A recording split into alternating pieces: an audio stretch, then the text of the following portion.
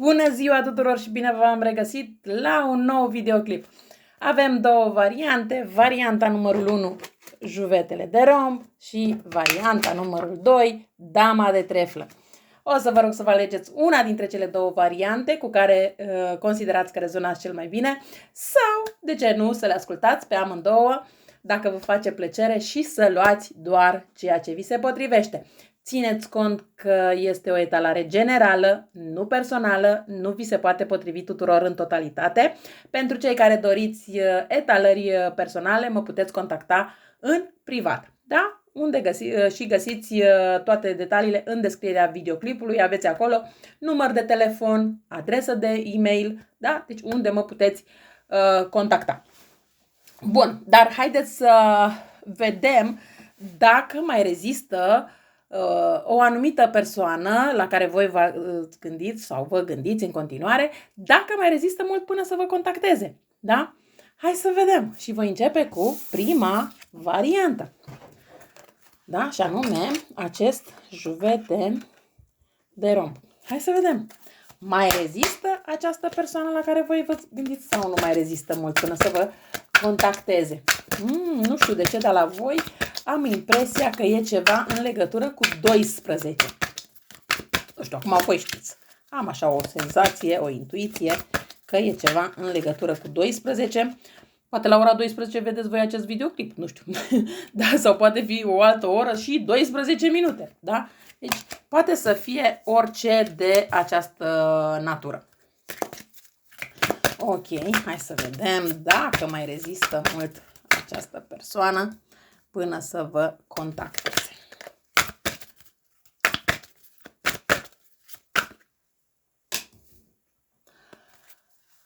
Bun, aici în primul rând vorbim despre o situație în care a existat foarte multă suferință. Mai pot spune că vorbim despre zodiile Rac, Scorpion, Pești, dar bineînțeles nu numai. Aici poate să fie într-adevăr cazuri rare, dar da, poate să fie vorba de o zodie dintre cele pe care le-am spus, Rac, Scorpion, Pești și o zodia Săgetător sau zodia Leu, dar bineînțeles că pot fi și alte combinații de zodii, nu doar cele pe care le-am enumerat. Da? Dar astea mi iasă acum în evidență. Ideea este că această persoană nu este că a fost o persoană prea bine intenționată în legătură cu voi sau în relația pe care ați avut-o cu această persoană. De ce spun acest lucru? Pentru că această persoană v-a cauzat foarte multe probleme, v-a cauzat foarte multe dezamăgiri. Dar voi totuși ați vrut să mergeți în continuare cu această persoană în speranța că lucrurile pot să stea și diferit. Dar asta nu înseamnă că și această persoană a gândit la fel ca voi. Această persoană a gândit pentru binele său propriu. Persoana la care v-ați gândit este o persoană foarte diplomată, care înțelege foarte clar diferențele dintre voi doi, dar este și o persoană care știe să te ducă cu zăhărelul pentru a obține ceea ce își dorește. Este genul de persoană care se crede atotputernică, dar ceea ce nu înțelege această persoană este faptul că întotdeauna prin comportamentul său este la risc de a pierde puterea sau avantajele pe care le are, poate chiar din partea voastră. Este genul de persoană care e în stare să folosească foarte multe mijloace înjositoare, dar în același timp este acel gen de persoană care mereu se reîntoarce. Și din punctul meu de vedere, această persoană, da, într-adevăr, se reîntoarce la voi. De ce? Pentru că este genul de persoană care în permanență se reîntoarce. Nu, relația dintre voi și această persoană este mereu o relație de reîntoarcere. Pleacă, se întoarce, pleacă, se întoarce. Nu văd aici o altfel de situație decât o situație din asta care nu vă creează confort și care nu vă creează stabilitate. Hai să vedem mai departe ce vor să ne mai spună cărțile altceva. Bun.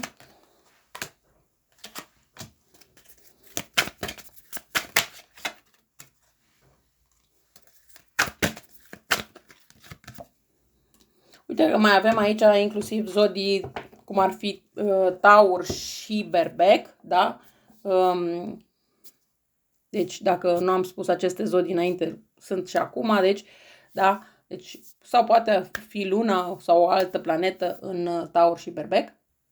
Voi pot să văd foarte clar că sunteți persoane determinate, persoane hotărâte, care poate vă mișcați într-adevăr cu pași foarte mici, dar cu progrese pe termen lung. Aici văd, în relația asta văd foarte multe situații de criză, foarte multe situații de suferință, mai ales suferința voastră interioară. Aici au existat foarte multe lucruri nespuse, foarte multe lucruri care pe voi v-a măcinat la interior. Au existat foarte multe situații în care voi v-ați asumat vina, ați luat toată vina acestei persoane asupra voastră. Cumva alături de această persoană pot să spun că v-ați stresat destul de mult, v-ați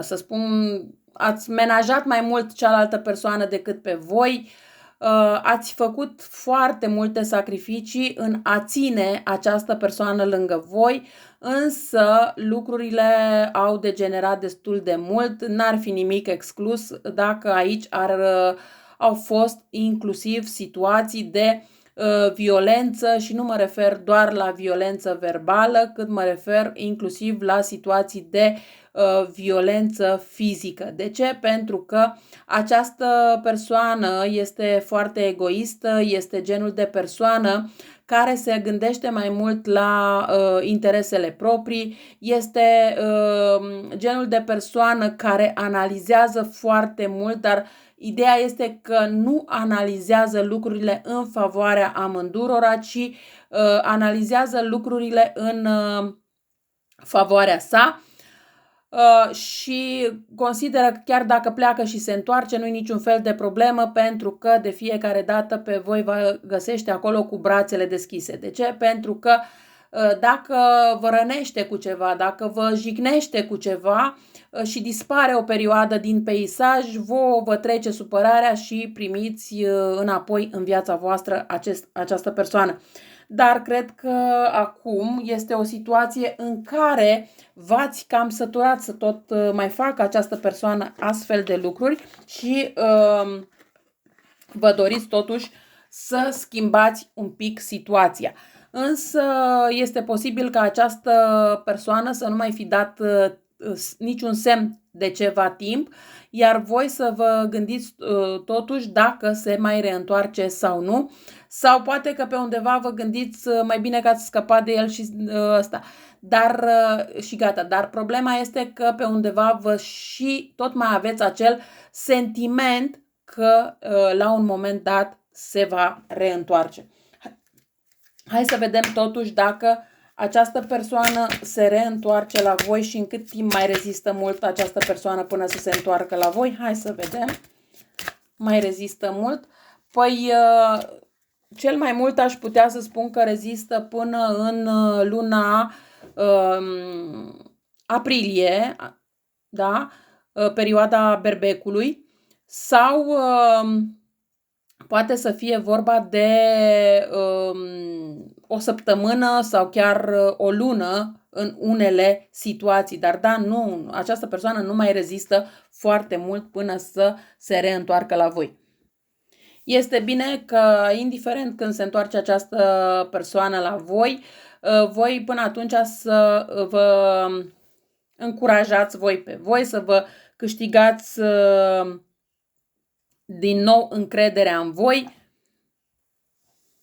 Este bine să vă bucurați de viață, este bine să vă bucurați de spiritul vostru liber pe care îl aveți, este bine să faceți doar ceea ce vă face vouă plăcere. De ce? Pentru că așa, în momentul în care această persoană se reîntoarce, veți ști sigur dacă vreți să mai primiți înapoi sau nu această persoană. Dar de reîntors această persoană în viața voastră se va reîntoarce. V-am spus, în cele mai fericite cazuri e vorba despre o săptămână sau o lună, iar în celelalte cazuri este vorba de anul viitor în perioada 21 martie 20 aprilie, perioada în care este zodia Berbec. Da? Depinde de energia fiecăruia dintre voi. Bun, dar hai să trecem mai departe și la varianta cu numărul 2, să vedem și pentru cei de la varianta numărul 2. Da? Varianta numărul 2, ia să vedem ce vrea să ne spună și varianta numărul 2. Mai rezistă mult această persoană fără voi? Hai să vedem. Mai rezistă mult această persoană fără voi?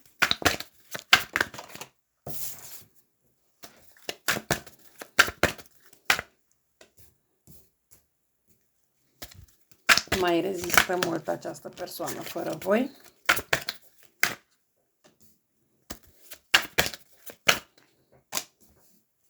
Păi aici, da, vorbim din nou despre Rac, Scorpion, Pești, văd că. Dar mai avem și Taur, Fecioară, Capricorn. Și avem la fel și Berbec. Nu știu, aici cred că sunteți persoane care ați fost destul de indecise ce variantă să alegeți sau poate că ați vrut chiar să le ascultați pe ambele, pentru că cumva situația ni se repetă. Doar că dacă în prima variantă a fost situația de ceea ce v-a făcut această persoană în trecut, acum vorbim despre o situație prin care trece această persoană în prezent sau cel puțin în perioada de când nu mai este cu voi. De ce spun acest lucru? Pentru că această persoană la care voi v-ați gândit, din momentul în care s-a despărțit de voi și până acum, a trecut printr-o perioadă de criză, a trecut printr-o situație de foarte multe sacrificii. A fost o situație în care și-a dorit foarte mult să fie iubită, dar lucrurile nu au stat tocmai așa. Și-a dorit să aibă afirmare, și-a dorit să aibă oameni în jurul său, și-a dorit să primească validare, însă nimic din toate aceste lucruri nu le-a mai avut, nu le-a mai primit. Iar acest lucru l-a făcut sau a făcut-o să analizeze lucrurile chiar la rece. De ce spun acest lucru? Pentru că aici există posibilitatea ca voi să fiți căsătoriți cu această persoană și să fi divorțat, iar această persoană acum să regrete faptul că a divorțat de voi.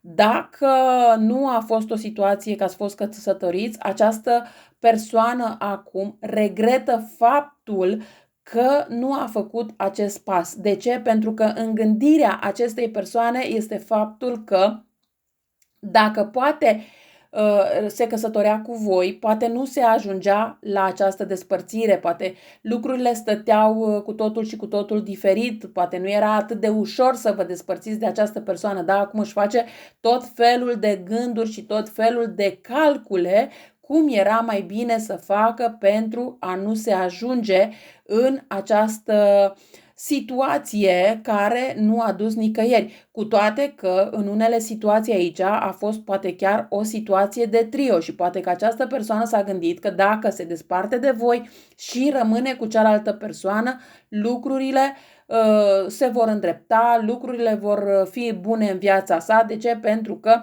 chiar dacă nu este cu voi, are validare din partea celeilalte persoane, are afirmare, câștigă publicitate, nu știu, cumva cred că poate chiar a crezut că pe rețelele de socializare sau poate chiar în viața de zi cu zi are parte de o creștere de afirmare, dar poate la nivel social, poate la nivel financiar, nu știu, a avut această dorință, însă lucrurile, din păcate, nu au stat chiar așa cum și le-a imaginat, iar acum regretă destul de mult faptul că s-a îndepărtat de voi. Și chiar dacă înainte poate nu era o persoană credincioasă, poate nu credea în spiritualitate, poate nu credea în anumite lucruri ce țin de divinație, acum această persoană recurge la tot felul de astfel de lucruri pentru a vă face pe voi să vă reîntoarceți în viața sa. Da, deci poate recurge la rugăciune, poate recurge la manifestare, poate recurge la diferite sfaturi care cumva prin care să vă poată atrage din nou. N-ar fi nimic exclus ca aici o parte dintre voi chiar să fi simțit sau poate chiar să fi visat lucrurile pe care le face această persoană pentru a vă atrage înapoi, sau poate nu v-ați mai gândit deloc la această persoană și dintr-o dată v-a venit în minte numele persoanei. De asta va veni în minte numele persoanei, pentru că persoana se gândește din ce în ce mai intens de a se reîntoarce la voi. Dar hai să vedem ce alte lucruri mai putem afla în legătură cu acest aspect. Uite, pe asta, adică este destul de clară dorința acestei persoane de a se reîntoarce la voi. N-am niciun dubiu din punctul ăsta de vedere. Și uite cum această persoană o să facă tot posibilul să vină înspre voi cu noutăți în comunicare verbală, doar că de această dată cu sinceritate. Aici, din cauza că această persoană vine cu aceste cuvinte sincere față de voi, creează în voi o confuzie. De ce? Pentru că voi poate ați întâlnit o altă persoană și acum, odată ce reluați comunicarea cu această persoană, o să vă simțiți destul de blocată, pentru că nu veți ști ce să faceți, nu veți ști pe cine să alegeți, nu veți ști cum să acționați, da? Pentru că pe undeva vă gândiți la ceea ce v-a făcut această persoană în trecut și din acest punct de vedere nu mai vreți această persoană înapoi, dar în același timp ați întâlnit această nouă persoană pe care vă doriți, dar pe care nu știți dacă să renunțați la el sau la ea în favoarea persoanei din trecut. Aici voi aveți intenția de a vă lua mai multe responsabilități decât puteți duce și bineînțeles că la un moment dat, cred că acest lucru ați făcut și în această relație, doar că în momentul în care ați simțit că nu mai puteți, v-ați dorit cu ardoare să vă detașați de acest lucru. De ce? Pentru că n-ar fi nimic exclus, chiar inclusiv să fi cedat nervos. Și ați constatat că acest lucru nu este în favoarea voastră. Aici au existat și există pentru cealaltă persoană destul de multe conflicte, atât interioare, dar și conflicte cu persoane. Este genul de persoană care aș putea să spun că trece printr-o stare de anxietate destul de pronunțată fără voi. De ce? Pentru că vede foarte clar că nu mai are avantajele pe care le-a avut, că nu mai are persoana înțelegătoare lângă el sau lângă ea. Dar hai să vedem dacă mai rezistă mult până să ia contact cu voi. Mai rezistă mult. Hai să vedem până să ia contactul cu voi. Da, nu mai rezistă atât de mult. De ce spun că nu mai rezistă atât de mult? Pentru că cred că se poate întâmpla pentru o parte dintre voi primul semn să vi-l fi dat deja în octombrie, la sfârșitul lui septembrie sau în luna octombrie, dar cred că în maxim 7 săptămâni sau 7 luni de zile, în cel mai rău caz, lucrurile dintre voi doi se vor clarifica destul de mult, mai ales dacă a început să dea primul semn în luna la sfârșitul lui septembrie și chiar în luna octombrie. Dar poate că a dat primul semn, mai lasă lucrurile să se liniștească și după care revine din nou, dar da, își dorește cu ardoare să revină din nou la voi, pentru că ceea ce a simțit lângă voi nu a mai simțit de când s-a despărțit de voi și cumva a simțit că alături de voi își poate îndeplini orice dorință, orice vis pe care îl are. Și acum consideră că este, chiar dacă a avut nevoie de acest timp pentru el sau pentru ea, pentru a analiza lucrurile dintr-o altă perspectivă, acum a venit timpul să revină din nou la voi. Eu cam atât am avut de spus și pentru voi. Vă mulțumesc că m-ați ascultat și vă doresc o zi cât mai frumoasă în continuare. La revedere!